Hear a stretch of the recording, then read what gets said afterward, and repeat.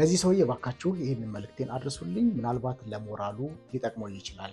ምክንያቱም ትልቅ ኢትዮጵያን የሚያስተዋውቅ በዓለም መድረክ ላይ ስማችንን ሊያስጠራ የሚችል ትልቅ ስራ ስለሰራ ባካችሁ አድርሱልኝ። በጣም የተደነቅኩበት የተገረምኩበትና ያስደነቀኝ ሰው ነው። እንዴት ሰው በዚህ ልክ ፉል ኦፍ ኖሌጅ ይሆናል? እና በጣም የደነቀኝና የገረመኝ በየቦታው ከስፒዲ ጋር በሚንቀሳቀስበት እንቅስቃሴ በሙሉ ሙያውን፣ እውቀቱን፣ በራስ መተማመኑን ያሳየበትና ኢትዮጵያን በዓለም መድረክ ያስጠራ ነው። የስፒዲ ወደ ኢትዮጵያ መምጣቱ መዘዝና የፈጠረው ገጽታ አጠር አድርጌ ለመናገር ወዳለው። ሁላችንም ለሀገራችን እንወዳለን። የገለጽንበት አገላለጽ ጥሩ ነው፣ ክፋት የለውም። ነገር ግን የተገኘ ሁሉ አይበላም። ጥሩ ነገር አለ፣ መጥፎ ነገር አለ። አነጻጻሪ የሆነ አስተሳሰብ ማሰብ ገድ ይላል። በመሰረቱ ስፒዲ ወደ ኢትዮጵያ ሲመጣ በመጀመሪያ ማግኘት የነበረበት እነ ኃይሌ ገብረስላሴ፣ እነ ቀነኒሳ በቀለ፣ እነ ጥሩነሽ ዲባባ፣ እነ ደራርቱ ቱሉን ነበረ። ምክንያቱም በዓለም አቀፍ ስማችንን ያስተዋወቁ ሌጀንዶች ናቸው። እነዚህ ሰዎች ኢትዮጵያን በዓለም ማማ ላይ ያስቀመጡ ትልቅ ሰዎች ናቸው። የመጀመሪያ ሾክ መሆን የነበረበት ስፒዲ ወደ ኢትዮጵያ ሲመጣ እነዚህን ሰዎች ለ30 ሰከንድም ለ1 ደቂቃ ቢሆን ሰላምታ ሰጥተው ራሳቸውን አስተዋውቀው መቀጠል ነበረበት ብዬ አስባለሁ። ምክንያቱም እንደምታዩት በስፒዲ የዩቱብ ስትሪም በመላው ዓለም ብዙ ሰዎች ሲከታተሉ ነበር። ዓለም ይከታተለናል፣ እያንዳንዷ ነገር ያያል። እንግዲህ እንደተመለከታችሁት ስፒዲ ቀጥታ ወደ ማህበራዊ ህይወታችን ውስጥ ነው የገባው። የማህበራዊ ህይወታችን ምን ይመስላል የሚለውን የአሁኒቷን ኢትዮጵያ በደንብ የተገለጸበት የታየበት ሁኔታ ነው። ይህ ሁኔታ ብዙዎቻችን አንገት ያስደፋ ያሳፈረ፣ በጣም በጣም ቅር የተሰኝንበት ሁኔታ ነው። ጉዳዩ ማህበራዊ ህይወት ውስጥ የተፈጠረው ነገር አይደለም። ማይንሴታችን ያለንበት እውቀት ያለንበት እድገትን በደንብ ፍንትው አድርጎ ያሳየ፣ እያንዳንዳችን ምን እንደምንመስል ያሳየ ትልቅ ሾው ነበረ። ሁላችንም የማንደብቀው ገበና ተው ብሎ ወጣ። የመጀመሪያው እንግዲህ ሁሉንም ተከታትየዋለሁ።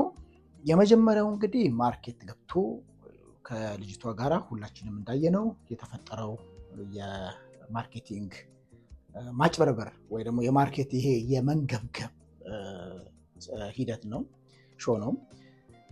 ያ ምን ያመጣል፣ ምን አይነት መዘዝ ያመጣል የሚለው ኢትዮጵያ ውስጥ ልጅቷ በ5000 ብር ወይ ደግሞ በ6000 ብር መሸጡ አይደለም መዘዙ።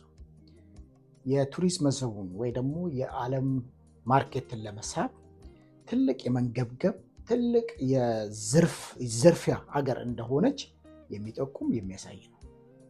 ይህንን ለማለት የፈለግኩበት ምክንያት ምንድን ነው? አንድ ጊዜ ነው ያው በስራ አጋጣሚ ሆኖ ብዙ ጊዜ ነጮች ወደ ኢትዮጵያ ይዤ እሄዳለሁ። ይዤ ሲሄድ ማርኬት ላይ በጣም እቸገራለሁ። የ2000 ብር የ3000 ብር ነጠላ በ10000 ብር በ8000 ብር ይሸጣሉ። እንደውም ልጁ እድለኛ ነው በ5000 እና በ6000 መገበያየቱ። እኔ ያጋጠመኝን ነው። አንዴ ነው እና ከ3 ሆነን አንድ ማርኬት ውስጥ ቤት ውስጥ እንገባለን። በኋላ ልጅቷ ለእኔ 2000 ብር ተከራክሪያት 2000 ብር ሸጠችልኝ። ቆንጆ እቃ ነው። 500 ብር ጨምራን የሸጠችው አውቀዋለሁ። ማርኬቱ ላይ ኢሶኬ 500 ብር ጨምሬ ሰጠኋት። በኋላ ጓደኛዬ ያችን ልጅ ይዟት ይመጣል። ነጭ ነች። ለእሷ ደሴም አንድ አይነት ግን ከለሩ የተለየ ነጠላ ነገር ነው። ከ7000 ብር አልወርድም ብላ 6000 ብር በስንት መከራ ሸጠች። ልጅቷ ስለወደደችው ገዛች። ውስጤ በጣም አዝኖ ተመለስን ማለት ነው። አያችሁ፣ እኛ ሌሎች ላይ ችግር አያመጣም ብለን አንዴ እናገኝበታለን እናተርፍበታለን ብለን የምናስበው ወይ ደግሞ የምንሰራው ስራ ሙሉ ሀገርን እንደሚያዋርድና ትልቅ ዳሜጅ ትልቅ ችግር እንደሚፈጠር እንዲፍንትው ብሎ አሁን ወጣ። ገበናችን ያወጣው ብዙ ሰዎች በስፒዲ መምጣት በጣም ተደንቀው በጣም ተገርመው ብዙ ነገር አዘጋጅቷል። ጥሩ ነው፣ እንግዳ ተቀባይነታችን ያሳያል። ይህ ሰው ግን እውነት ለመናገር የመጣበትን ሀሳብ በትክክል ግቡን መተናል ብለን ማሰብ እንችላለን? እኔ ከዚህ በኋላ የሚመጣው አንዳንድ መዘዝ የሚያመጣው ጣጣ ያስፈራኛል። ለማንኛውም ማሰቡ ጥሩ ነው። ብዙ ዋጋ የሚያስከፍሉ ነገሮችን አሰራጭቶን ሄደው ሰርቶን ሄደው ለዛ ነገር ደግሞ በጊዜ ሂደት የምናየው ይመስለኛል። የኔ እንደው ግምት ነው። እንግዲህ የልጅቷም እዛ ጋም የነበረው የማህበረሰቡ እንቅስቃሴ እሱም አንገት ቢያስደፋን ብዙ ቢያስቀይመንም ያለ ነው። በየትኛውም ሀገር ሊፈጠር ይችላል። በነገራችን ላይ በዚህ አጋጣሚ እባካችሁ ለዚህ ልጅ አድርሱልኝ። ፈቃደኛ ከሆንክ ለ3 ወር እንግሊዝኛ ቋንቋ ላስተምር። ምናልባት ህይወትን ሊቀይር ይችላል። ከስፒዲ ጋርም ይሁን ሌላም ድል ሊመጣ ስለሚችል እንግሊዝኛ ቋንቋ ማወቁ ክፋት የለውም። 3 ወር ከፈለክ ለ3 ወር ትንሽ መግባቢያ ብቻ የምትሆን እንግሊዝኛ የምትማርበት ቋንቋ መማር ከፈለክ አስተምርሃለሁ። አብዛኛው የኢትዮጵያ ህዝብ ቋንቋ ተናጋሪ ስላይደለ አንተ ላይ ጣት ለመቀሰር አልደፍርም። አንድ ሰሞን እኔም እንዲሁ ቋንቋ አጥሮኝ ተምሬ የተወሰነ ስለቻልኩ ማለት ነው። ችግሩ እሱ አይደለም። ችግሩ ስፒዲ ካንተ ጋር በሆነበት ሰዓት ልክ እንደ ዙምባዊው ልጅ መግለጽ ያለብህን አገር ማስታወቅ ያለብህን ነገር አለመግለጽህ፣ የቋንቋ እጥረት፣ የቋንቋ ችግር በአገር ላይ ተጽዕኖ የፈጠረው ነገር አለ። ኢማጂን እዛ ጋራ በጣም የሚገራርሙ ሰዎች አሉ። ስለ ሀገሪቷ መግለጽ የሚችሉ ሰዎች አሉ። ለምንድን ነው ስፒዲ ያንን ሰው ያልመረጠው? ለምንድን ነው? አይፈለግም። የሚፈለገው ድንቁርና ነው። የሚፈለገው ድህነት ነው። የሚፈለገው ችግር ነው። አይታችሁት ከሆነ ስፒዲ ከልጆቹ ጋር ሆኖ ወደ ቤተ መንግስት ሄዶ ዘመናዊ ቦታ ላይ ሲያይ የሆነ ሰዓት ላይ ከዛ ይጨንቀውና መውጣት ይፈልጋል። ቀጥታ ወደ ጩኸት ወደ በዛበት የሆነ የሚታይ ነገር፣ በተለይ ደግሞ ነጮች የሚዝናኑበትን አይነት ሾ ማሳየት ነው የሚፈልገው። ያ ማለት ደግሞ አሁን እኛ ያሳየነው ሾ ማለት ነው። ሀገር የተደፈረችበት፣ ሀገር የከሰረችበት ትልቅ ኪሳራ፣ ትልቅ ዳሜጅ ነው የደረሰብን። በዚህ ጀብደኛ ሆናችሁ ሀገራችን ታወቀ አትበሉ። በጣም ትልቅ ልመጣበት ነው። ትልቁ ችግር ምን አስከትሏል የሚለውን አንድ ባንድ መጣበታለሁ። የመጀመሪያው እንግዲህ ቡናችንን ጠጥቷል። ቡና የኢትዮጵያ የጀርባ አጥንት ነው። ቡና ስራ ላይ ነው ያለሁት። ኤክስፐርት ነኝ። በቡና ላይ በጣም ብዙ ልምድ አለኝ። የምኖረው ዌስተርን ነው። በጣም በየጊዜው ነጮች አገኛለሁ። ለእነሱ ሊስማማቸው የሚችል ቡና ነው አፍልቼም ወይ ደግሞ የተቆላም ቡና የማቀርበው ወይ ደግሞ ደረጃውን የጠበቀ ቡና የማቀርበው። ነገር ግን ይህ የኢትዮጵያ እሴት የሆነው የባህላችን መገለጫ የሆነው ቡና በዓለም አቀፍ ትልቅ ዳሜጅ እንዲያደርስ አድርጓል። እመኑኝ። ቡና መጠጣቱን አይደለም ማየት ያለባችሁ። ሲናገረው የነበረው ቃላቶች የሀገሪቷን ኢኮኖሚ፣ የሀገሪቷን የጀርባ አጥንት የሆነውን ማርኬት ነው የገደለው። Chat, bro, remind me to not drink any more coffee this week, bro. Seriously, chat. You're hype now. Bro, chat. When I drink coffee, bro, it kind of looks like I be on drugs, bro. But I really don't. The coffee is the drugs. የኢትዮጵያ ቡና ጠንካራ አይደለም። በጣም ስዊት እና ስሙዝ ነው። አሰራር ነው የሚፈልገው። አፈላል ነው የሚፈልገው። ነጮች የሚጠጡት ቡና እኛ የምንጠጣው አንድ ሲኒ ቡና ምናልባት 3 ሲኒ ሊወጣው ይችላል። መጠኑ ብዙ ነው። እኛ የምንጠጣው የተፈላ የጀበና ቡና እንዴት ልምድ የሌለው ሰው እንደዚህ ይሰጣል? ልምድ የሌለው ሰው እንዴት አይጠየቅም? እዚህ ጋራ ቡናችንን ይሁን ምግቦቻችንን ይሁን የምንሰራቸውን ስራ በእውቀት እንደማንሰራ ያሳያል። ግልጥ አለ ያሳያል። ፕሮፌሽናሊዝም የጎደለበት ዓለም ላይ ችግር የፈጠረብን ይሄ ነው። አንደኛው በቃ የትም ፍጩ ዱቄቱን አምጩ አይነት ስለሆነ ቶሎ ብቻ ገንዘብ ለማግኘት ስለሆነ እመኑኝ ትልቅ ዳሜጅ ነው የደረሰው። በሆነ መንገድ ካላስተካከል ነው ትልቅ ዳሜጅ ነው የደረሰው። ቡና ነጋዴዎች፣ የቡና ስራ ላይ ያሉ የቡና ኤክስፐርቶች ያውቁታል። ቡና መጠጣቱ አይደለም፣ ቆንጆ ነው። በሲኒ በጀበና አፍሪካቸው ኢትዮጵያም ካልቸር ማስተዋወቃችሁ ጥሩ ነው፣ ክፋት የለው። ቡና ጠጣ፣ ጠንካራ ቡና ነው። ከጠጣ በኋላ መጀመሪያ መጠየቅ ነበረ። ሲጀመር ማንም ሰው ካፌ ሲገባ እኮ ቡና ሲያዝ ማኪያቶ ነው የምትፈልገው፣ ጠንከር ይበልልህ፣ ለስለስ ይበልልህ ተብሎ ይጠየቃል። ዝም ብሎ ተቀርቶ ይሰጠዋል እንዴ? ምንድን ነው? እንዴት በእውቀት አይሰራም? ኦኬ ይጠጣሽ። ከጠጣ በኋላ ቅባት የበዛበት ምግብ ነው የበላው። ቅባት የበዛበት ምግብ ከበላ በኋላ ቡና ጠጥቶ ከበላ በኋላ እረፍት ይፈልጋል። ቢያንስ 1 ሰዓት ተኩል 2 ሰዓት ምንም እንቅስቃሴ አያስፈልጉ። ምክንያቱም የበላው ምግብ ቅባት ስላለው ቡናውን በራሱ የራሱ የሆነ ቅባት አለው፣ የራሱ የሆነ ሃይ አሲዲቲ አለው። ማለት በጀበና የተፈላ ቡና ብዙ ጊዜ ጠንካራ ነው። እነሱ የለመዱት ደግሞ የፊልተር ቡናና የማሽን ቡና ነው። በጣም በጣም በጣም አብዛኛው ውሃ ነው ማለት ትችላላችሁ። በግል ሊያመጣ ይችላል የሚል ሀሳብ ይዞ አይደለም የሚንቀሳቀሰው። ለሱ ቢዝነሱ፣ ለሱ እዛ ጋር የሚያሳየው ሾው ነው ኢምፖርታንቱ እንጂ አገሪቷ ላይ ስለሚያመጣው ዳሜጅ አያስብም። በነገራችን ላይ አዶና የሚባለው ልጅ ያየሁት በዚህ በስፒዲ ሾው ነው። ነገር ግን ይሄ ልጅ ሲያደርግ የነበረውን ነገር ሳላደንቅ አላልፍም። ንፉግነት ነው። ልጁን ለመርዳት የሄደበት ቅንነት በጣም የሚያስደስት ነው። ብዙዎቻችን እንግዲህ እዚህ ሾው ላይ ስናደርግ የነበረው ይህ ልጅ ለመታወቅ ራሳችን ለማስተዋወቅ አብዛኛው ኢንፍሉዌንሰሩ ወይ ደግሞ እዛ ጋር ያለው ሰው ራሱን ለማስተዋወቅ በተገኘው አማራጭ ራሱን ለማስተዋወቅ ነበረ ጥረት ሲያደርግ የነበረው። ጥንቃቄ ሲያደርግ ያየሁት ሰው የለም። ፕሮፌሽናሊዝም እንዴት ትንሽ ነገር እንዴት አንማርም? ከሌሎች ሀገሮች እንዴት አንማርም?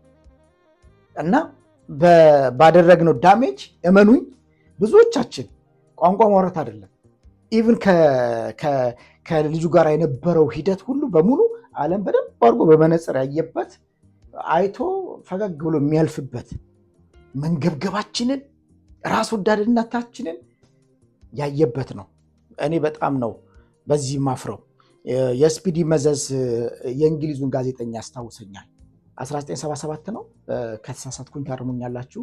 ኢትዮጵያ መጥቶ በድርቁ ጊዜ አንድ ጋዜጠኛ ነው በሙሉ ዓለም ስማችንን የቀየረው። ይሄ እንግሊዛዊ ጋዜጠኛ በመላው ዓለም ኢትዮጵያን በረሃብ አስተዋወቃት።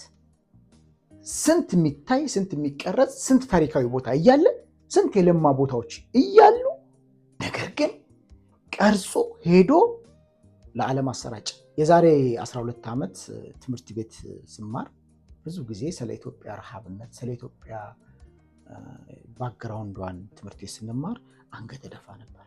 አንገት የሚያስደፋ ስራ ሰርቶ ሄደ ይህ እንግሊዛዊ። ይሄም ሰው የሰራው ይሄንን ነው። ጥሬ ስጋ መብላቱ አይደለም ችግሩ ይሄ ልጅ ልምድ የለውም። ጥሬ ስጋ ከዚህ በፊት በልቶ የማያውቅ ሰው ሊያመጣበት የሚችለው መዘዝ ማስረዳት የኛ ድርሻ ነው። ኦኬ እሺ ተሳሳትን። ከተሳሳትን በኋላ ቡና ከጠጣ ከበላ በኋላ ዳይጀስት ማድረግ የለበትም? አትሊስት ለኛ ክብር ስንል ወይ ደግሞ ለሚመጣው ችግር ስንል ያንን እስክስታ ብንቀንሰው ምን ችግር አለው? መሸት ሲል እስክስታ ቢጋበዝስ ምን ችግር አለው? በቃ የተገኘው በሙሉ በቃ አንድ ጊዜ በቃ የተገኘችውን እድል ሁሉ ልጠቀም። ብዙ ነገር ማላነሳቸው ነገሮች አሉ፣ የሚያሳፍሩ ነገሮች። እንዴት እንደዚህ በዚህ ደረጃ እንወርዳለን? እንዴት አይ ፕሮፌሽናሊዝም አፈር ከደሜ ኢትዮጵያ በላ። አፈር ከደሜ ኢትዮጵያ ነው የበላው። በቃ በደንብ ነው። ስንት የተማረ ማህበረሰብ ያለበት ሀገር ላይ ይሄው። እሺ በሶሻል ሚዲያ እርስ በርስ እንባላ፣ እርስ በርስ ማንነታችን አይደንቲቲያችን እንደነቃቀፍ። ይሄው መጨረሻ ላይ ዓለም አቀፍ ቀውስ ነው የደረሰብን። ሌሎች ሀገሮች እኮ ተዘጋጅተው የሚታዩ ቦታዎችን ብቻ ያሳያሉ። ልቅቅ። ይሄው የመጣብን ዳሜጅ ይሄ ነው። እኔ እኮ ነጮችን ብዙ ጊዜ ኢትዮጵያ ይዤ ሲሄድ መጀመሪያ አትክልት መብላት እየፈለጉ ፍራፍሬ መብላት እየፈለጉ መንገድ ላይ ቡና መጠጣት ሲፈልጉ የተገኘውን ነገር ሰዎች እንደሚበሉት ለመብላት ሲፈልጉ ከለክላቸዋለሁ። እንጣላለን። አንገት ለአንገት ነው ተናንቀን እንጣለው። ለምን? አንደኛ ስለ ኢትዮጵያ በደንብ ማወቅ አለባቸው፣ ባህሉ ማወቅ አለባቸው። ያለው እያንዳንዷ ነገር በደንብ ካወቁ በኋላ ሊመለስ ሲል አትክልትም ፍራፍሬም ብትበላ አሁን አልከለከለም። ምክንያቱም እንደነገ ሊሄድ ወይ ደግሞ 2 ቀን ሲቀር ቢታመመ ያንተ ውሳኔ ነው። ብትታመም ይሄ እኔ አልከለከለም።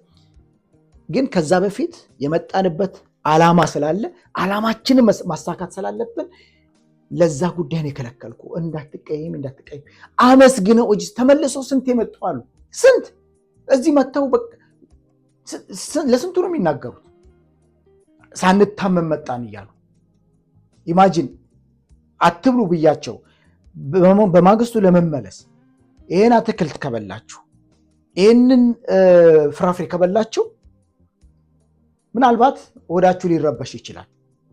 ግን ወደ ሀገራችሁ ስለሆነ የምትመለሱ እዛ ታስተምታላችሁ። በሽታ ይያሌድም ነው የሚሉት። መላው ዓለም የሚወደው ምግብ በየአይነት አለ። ስጋ ብቻ ነው እንደ ምግብ ስንት ምግብ አለን በየአይነት አለ። አትክልትም ቢሆን በደንብ ታጥቦ በደንብ ተዘጋጅቶ በኳሊቲ ቢበሉ ችግር የለው። አብዛኛው አትክልቶቻችን እንኳን ነጮቹ እኔ እንኳን እታመማለሁ። እኔ ለምን ሆዴ እስከሚለምደው ድረስ እታመማለሁ። ይሄ ግልጽ ነው። እኛ ሰው ወደደልን ብለን ባህላችንን ታሞ አገር እንዲጠላ ማድረግ የለብንም። እኔ አስታውሳለሁ ልጅ ሆኜ 12 ዓመቴ ነው ይመስለኛል አሁንና ከውጭ ሰው ይመጣል። ልጁ ያው በቃ በተሰባበረ እንግሊዘኛ ከኔ ጋር ኮሚኒኬት ያደርጋል። ተጠቅቤያለሁ በቃኝ ይላል። ልክ አሁን ስፒዲ እንዳለው ማለት ነው። በቃኝ እንዳለው ማለት ነው። ልጁ በቃኝ ይላል።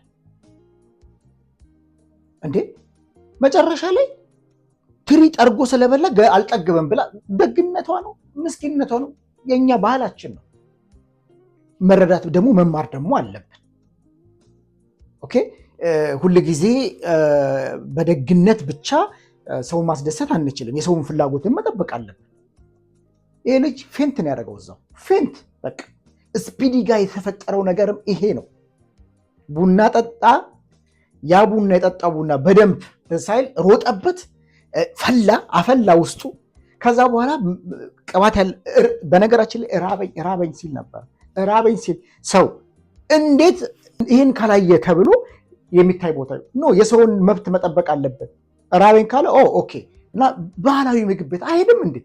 ባህላዊ ምግብ ቤት በቃ ደስ የሚል ማለት ዓለም እያየ እኮ ወደ ምናምን ሚሊዮን እኮ እያየ ነው። ደስ የሚል አገራችንን የሚያስተዋውቁ እኮ ብዙ በስዕላ ስር ምናምን ባህላዊ ቤቶች አሉ እኮ። ስንት ነገር እኮ ነው የዘጋ ነው። ስንት ነገር ነው ያጠፋ ነው። ስንት ነገር የሚታይ ነገር።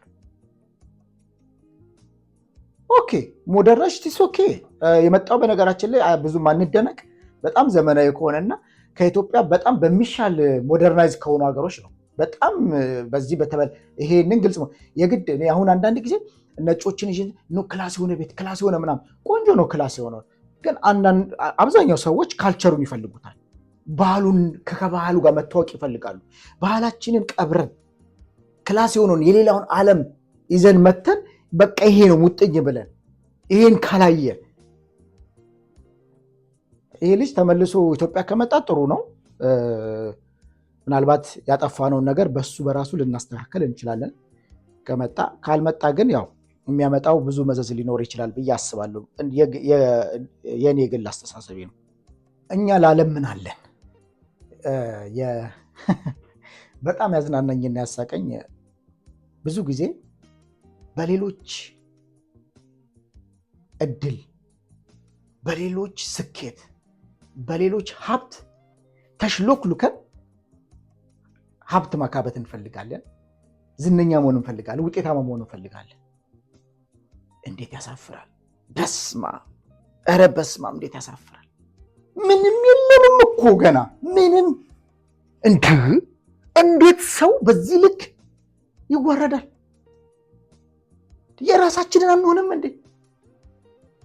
ስንት ነገር የሚታይ ነገር። እኔ እኮ ትምህርት ቤት እዚህ ስማር እኮ የኃይሌን የቀነኒሳን የላሊበላን ኃይለ ሥላሴ እሱን እያሳየው ነው እኮ የሚገርም ውጤት ያመጣው። የማያሳፍር ደስ የሚል ብዙ ነገሮች እኮ አሉን፣ የምንገልጻቸው ነገሮች እኮ አሉን። እንዴ ስንት ነገር ማሳየት እየቻለን የራሳችንን ደብቀን ሌላ ዓለም። በቃ ይሄው ነው የኛ ዓለም።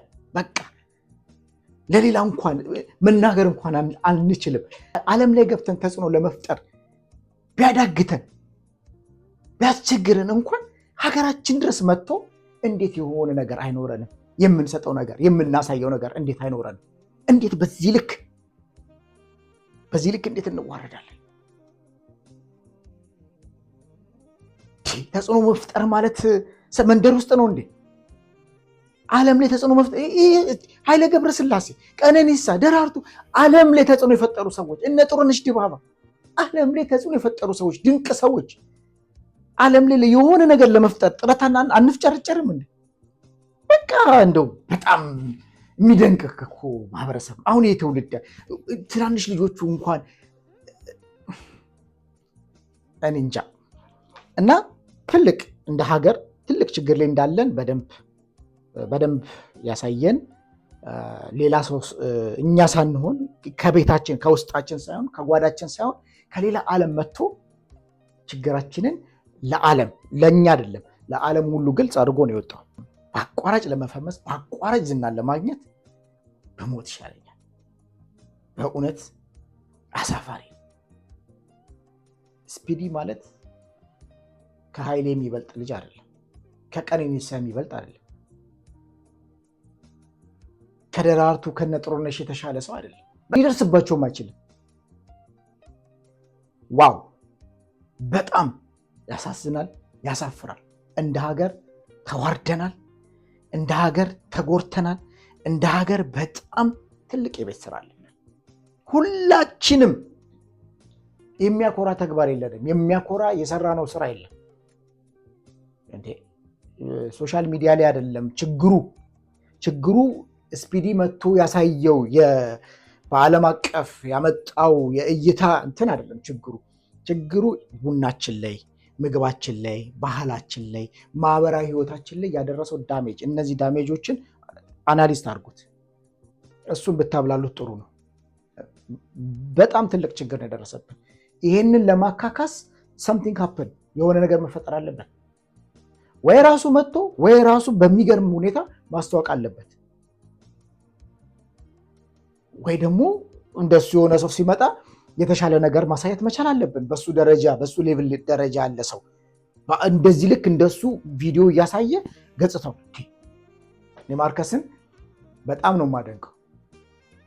በማርከስ ልክ ነው ማሰብ ያለብን። ኢን ደ ወርልድ ነው ያለው። ሰምታችሁት ከሆነ the best food in the world። በቃ በራስ መተማመን ማለት ይሄ ነው። በቃ ፕሮፌሽናሊዝም እንዲያስወራል። ምንም ነገር ከሌለ ግን ምንም መስጠት አንችልም ነው የምንለው። አንተ ወጣት ትምህርት መማር አለብህ። ቋንቋ ብትማር ይጠቅመሃል። ትልቅ እንደው እድለኛ ሆነ ይህ መልካም ልጅ አዶናይ የሚባለው ልጅ ያቺ የተናገራት ነገር ነች አብሮህ እንዲውል ያደረገ እንጂ እድል ትልቅ የሆነ እንጀራ ተከፍቶልህ እንጀራህን ነው የዘጋኸው ማለት እንችላለን። አዶናይ ያችን ነገር ባይናገራት ኮምፕሊትሊ እዛ ጋር ያቆማል የሚል ግምት ነበረኝ። በምን ይግባባሃል? ቢወድህም እሱን ብትመስልም ቋንቋ ወይ ደግሞ መግባቢያ ከሌለን በምንም ሊግባባ ስለማይችል እንደዛ። ግን እድለኛ ሆነህ ከሱ ጋራ ለመቆየት ችልሃል። ይሄ ማለት ህይወትህ በቃ በዚያ ከትማል ማለት አይደለም። የሰው ልጅ መማር አለበት። ካልተማረ ደንቆሮ ነው። ድንቁርና ደግሞ አሳፋሪ ነው። እንዳየነው ነው። ድንቁርና አሳፋሪ ነው። በጣም ብዙ መማር አለብን። ወጣቶቻችን መማር አለባቸው። ለስደት የሚዳረጉትም አንደኛው ምክንያት አለመማርና ድንቁርናን መርጠው ቤት እላቸው ላይ በመስራታቸው። ስለዚህ መማር አለብን። ተማሩ። በቃ ምንም ይሁን የእጅ ሙያ ብትማሩ የሆነ ነገር መንገድ ላይ ስትሰሩ ቢያያችሁ አፕሪሼት ያደርጋል። ዓለም ያዋል፣ ዓለም ይተዋወቃል። በጣም ደብሮኛል፣ አዝኛለሁ። በእነዚህ ሁለት ሰዎች ግን ኮርቻለሁ። ወንድሜ በድጋሚ በጣም ነው የማመሰግነው። በጣም ነው የምኮራብህ። እኔም አንድ ቀን ትልቅ ቦታ ላይ ታየኛለህ። ኢትዮጵያ አይደለም አፍሪካ አይደለም ዓለም ላይ ተጽዕኖ ፈጥራለሁ ብዬ የማስብ ሰው ነኝ። እዛ ጎዳና ላይ ያለሁት እና ለዚህም ደግሞ ለእኔ ትልቅ ብርታት ነው እና በጣም ነው የኮራውብህ። አንገቴን ቀና እንዳደርግ እንድኮራ አድርገኛል። በጣም ነው የማመሰግነው። ትልቅ ነገር ነው ያየሁብህ። ማርከስ የሰራኸው ምግብ በጣም ጣፍጦት በመብላቱ ብቻ ሳይሆን ያስተዋወቅበት መንገድ ደግሞ በጣም የሚያኮራና ደስ የሚል የባህላዊ ምግብ ባይስማማችሁ ይህም ዘመናዊ ምግብ አለ በሚል ባላንስ ፋይናሊ በመጨረሻው ባላንስ እንዲያደርግ ያንን በማድረግህ እኮራብሃለሁ። በጣም ጥሩ ስራ ነው። አዶናይም በዚህ ልጁን ላደረክበት ቅንነት በጣም ትልቅ አስተማሪ ነው። ብዙ ኢትዮጵያኖች በዚህ ከክፋትና ከምቀኝነት ከመጠላለፍ ከድንቁርና በቅንነት ህይወትን መቀየር ወይ ደግሞ ለሰው እለፍ አንተ ለፍ እኔ ቀጥዬ እመጣለሁ የሚል አስተሳሰብ እንደዚህ አይነት ከሌለው መለወጥ እንደማይችል ያስተማርክበት ያሳየህበት ነውና በጣም አሪፍ ነው። ወጣት ነህ፣ ብዙ ነገር ይጠበቅብሃል። ከሞቲቬሽናል ወይ ደግሞ ከአነቃቂ ትምህርት ውጪ አንዳንድ ደግሞ ዓለም አቀፍ ዓለምን ሊያስጠሩ የሚችሉ የራስን ደግሞ አንዳንድ ነገሮች ብትሰራ ጥሩ ነው። ወደዛው ዓለም አቀፍ ወደሚወስድህ እና ይህን ልጅ ስለተረዳው ስላገዝከው ቅንነትን በዚህ ልክ ለሰው ለማስተማር ስለሄድ ከአንተንም ላመሰግን ወዳለሁ። እናንተ ግን ሁለት ወገኖቼ በጣም እኮራባችኋለሁ። ፕራውድ ኦፍ ዩ። አንድ ቀን ደግሞ ጥሩ መድረክ ላይ እንገናኛለን።